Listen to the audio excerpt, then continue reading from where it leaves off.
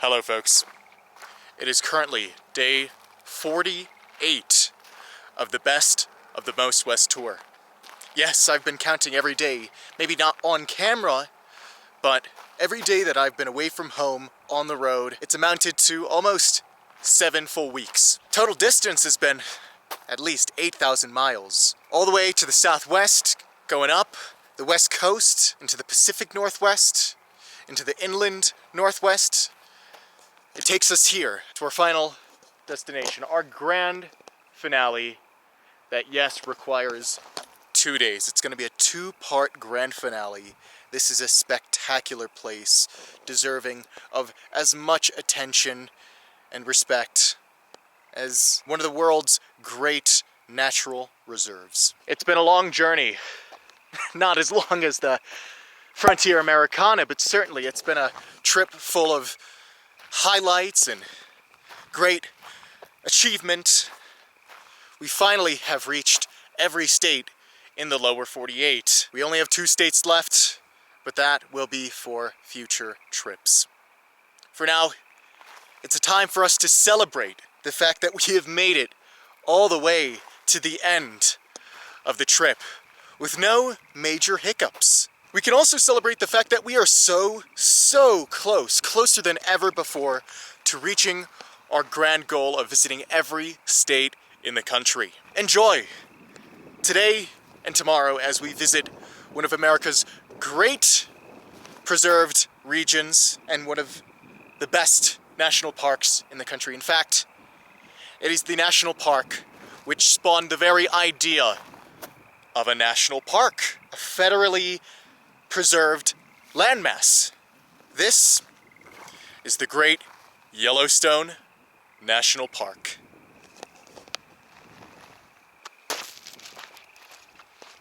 Well, we began our first day of 2 here in Yellowstone on a cold, not yet frigid, but pretty brisk morning.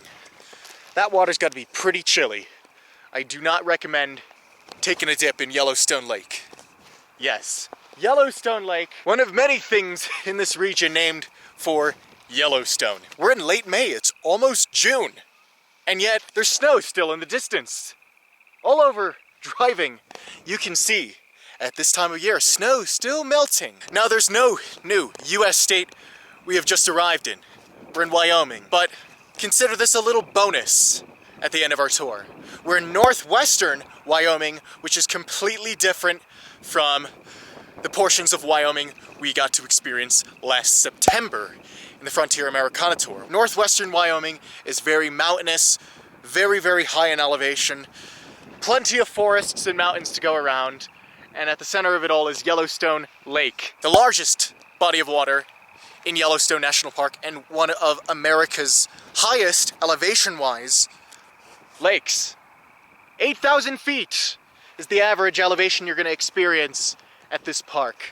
Now this park is huge. It's not one of those itty-bitty park units. No, it goes on for thousands of square acres of complete wilderness. It's honestly a miracle that this area has been preserved to such an extent, given the history we will be explaining either today or tomorrow. Luckily though, the park is relatively navigable. There's lots of backcountry, but for the main highlights that you and I want to see and attribute to this park, I mean, there's a lot that we're going to be seeing. It's one of Earth's major wonders. You can get there. There's a nice road system that takes the form of a figure 8, which means we get 1 day to explore the lower loop and another day to explore the upper loop of this figure 8. But let's not waste any further time. This park is massive. It takes hours to take a deep dive, explore every nook and cranny. We'll try to do as much as we can over these next 2 days. Truly, it takes weeks to explore everything in this park, much like many other parks. But this is why I chose this place as our celebratory location. This is our grand finale for a reason. Let's enjoy the first of our 2 days here at Yellowstone National Park.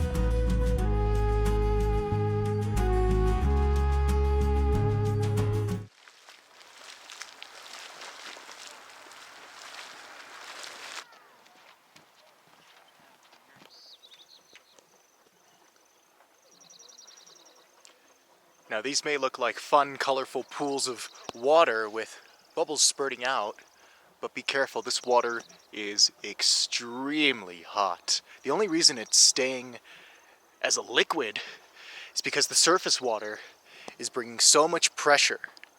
That's how all the gas is rising.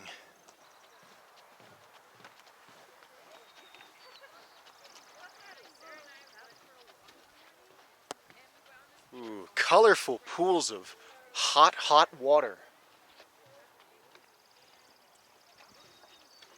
Yeah, if you want to know anything about Yellowstone National Park, if there was one idea to take home, it's that this area of land beautifully protects half of the world's geothermic features. Half. I'm not kidding. There are over 300 individual features. And these features could take the form of anything like geysers, hot springs, bubbling mud pots. And this is the case because Yellowstone National Park is located at one of the world's most powerful forces of nature. We're standing in an area, part of a giant caldera, a supervolcano, which, if it erupts, well, I'm toast. Everyone around me is toast. It'll kill all the wildlife around us, and it will have drastic changes for the global climate. It is so powerful. Yeah, this supervolcano last erupted around 640,000 years ago, and it's regularly erupting every 600 to 900,000 years ago, which means we're due for another big supervolcanic eruption here. Any day now, hopefully not today or tomorrow.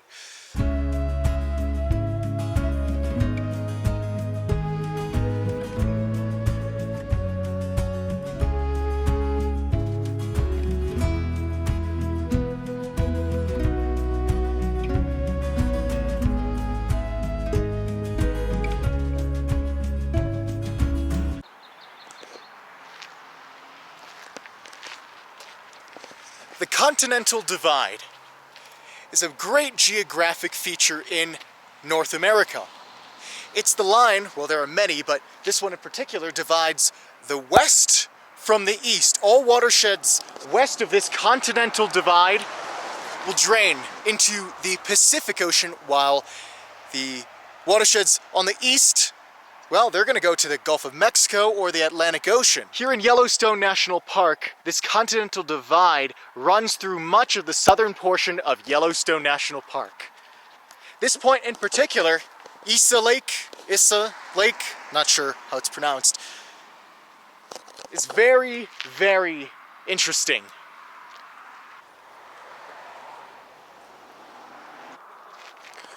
Okay, never mind.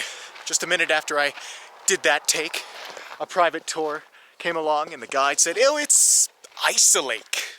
Never would have guessed that. No.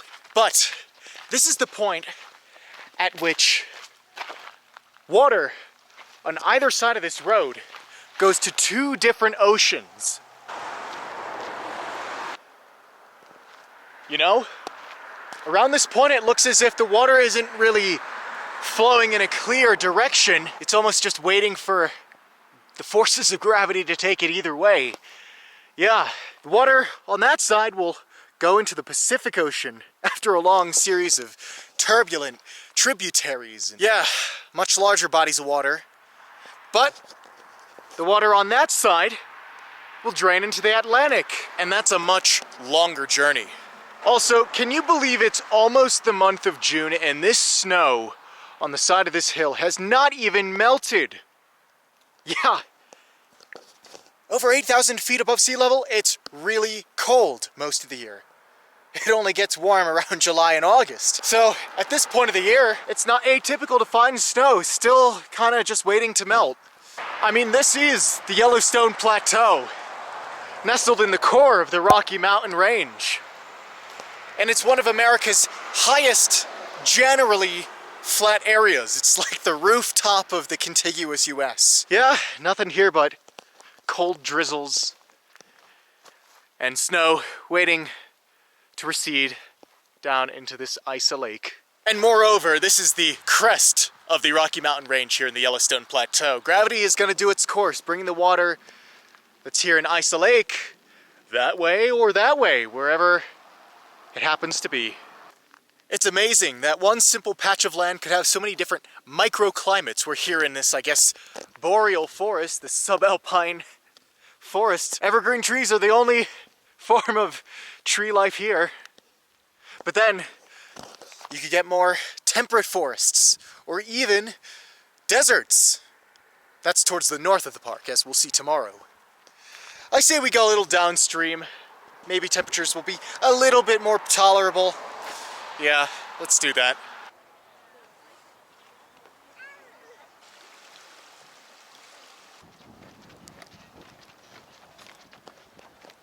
Oh, you guys thought we were done with the geysers here at Yellowstone? Oh, y'all are surely mistaken. This is the world's largest concentration collection of geothermic features.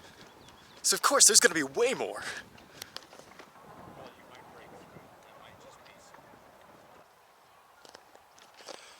Well, the gases coming out are nothing short of toxic fumes, right?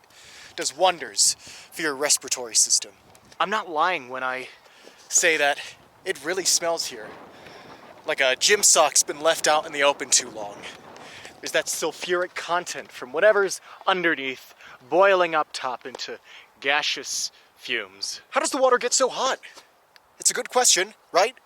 Well, there's magma underneath which heats the water to such a high temperature, 400 degrees Fahrenheit. It's hard to fathom what 200 or 300 degrees might feel like, but there's 400 degrees under the surface. And how come it doesn't just all go into gaseous state? Well, it's because of the surface water on top creating immense pressure underneath. So most of it just stays in a liquid state.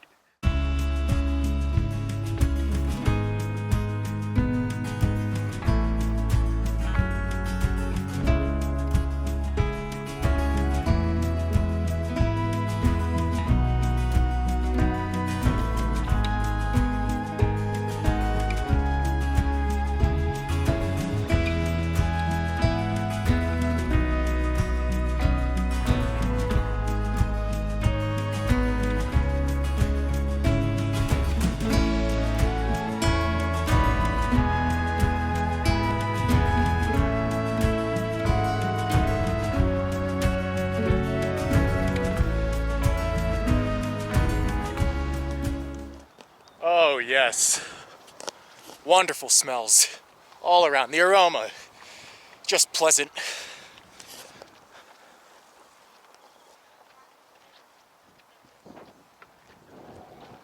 Great volcanic geothermal features that you can find in the upper geyser basin. Yeah, there's an upper, there's a lower, there's basins named after people. Yeah, this is the place for geysers, at least in North America. You can truly think of this whole place as the one hot spot where the supervolcano has found its cracks and its might is seeping up onto the surface. That's very foreboding. I don't want to think of it that way. That's a very alarmist way of thinking about this place.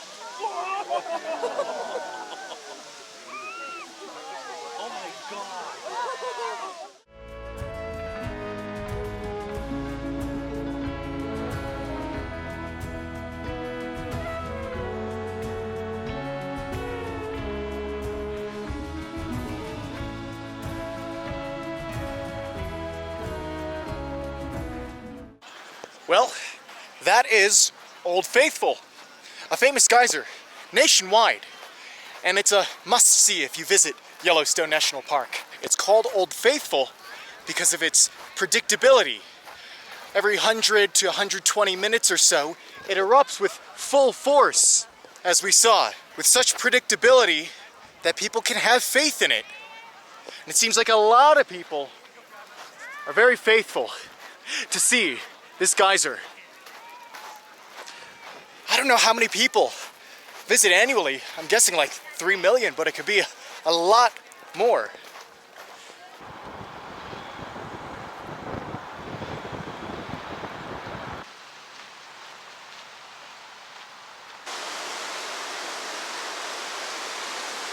Well, this may be a waterfall, one of many, several, countless you'll find in Yellowstone, but I guess it doesn't fall short of our amazement.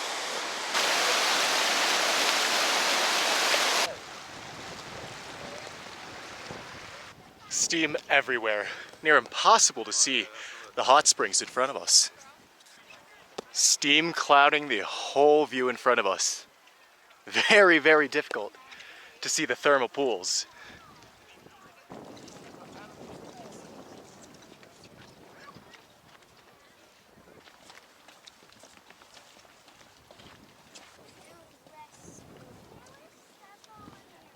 Yeah, we're really getting into the thick of it now. And you also notice different colors. There's like a hot orange, brown, black, gray. And of course, the pools back there were a bright aquamarine, light blue, tropical sea waters.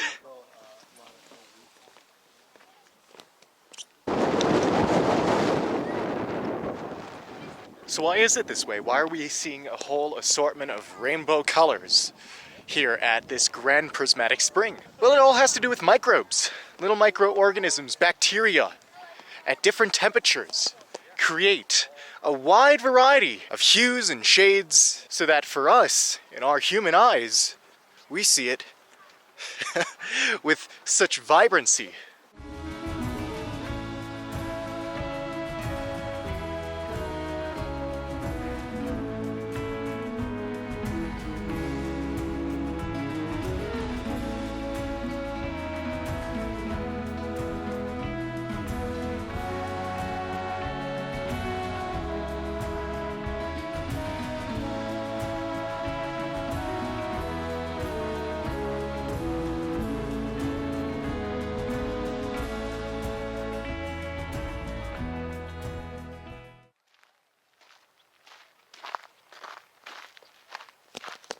So clearly, Yellowstone National Park is unlike anything we have seen yet on the coverage project.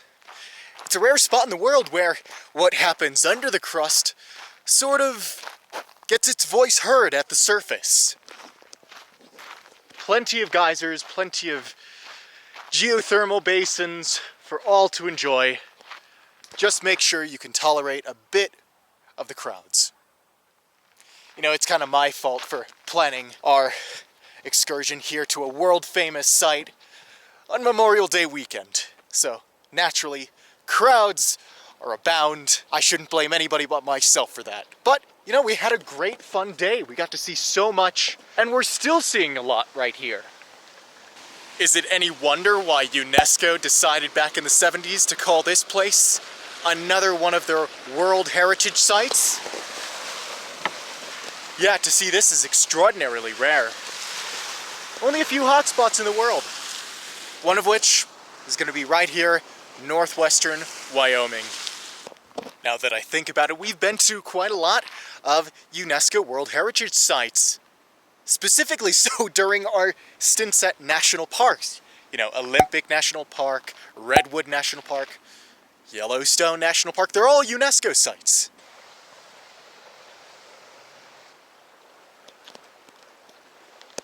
Yellowstone National Park, aimed to protect the vast array of geothermal features such as geysers and those mud bubble pits and hot springs. Not only that, but it protects an extraordinary amount of wildlife, as we'll attempt to explore tomorrow. We did see quite a few buffalo.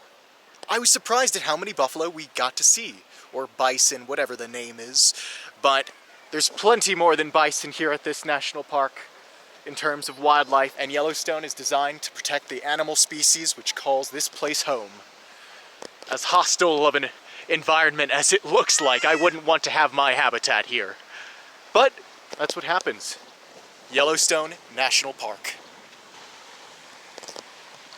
Well, that ends our day here, our first day of 2. Tomorrow, we'll be right back at it here at Yellowstone National Park to see a little bit of a different side of the national park. It's huge. There's so much to do, to see. 2 days, sadly, just doesn't do it justice, but we do have 2 days, so we're spending it as wisely as we can. I will see you tomorrow when we not only have our last day of Yellowstone, but that's going to be our last day of the Best of the Most West tour. Our zenith of the entire trip. It all culminates tomorrow. So saying goodbye from Porcelain Springs. A beautiful view. You can't get any view better than this. More travels to come. I will see you at the next location.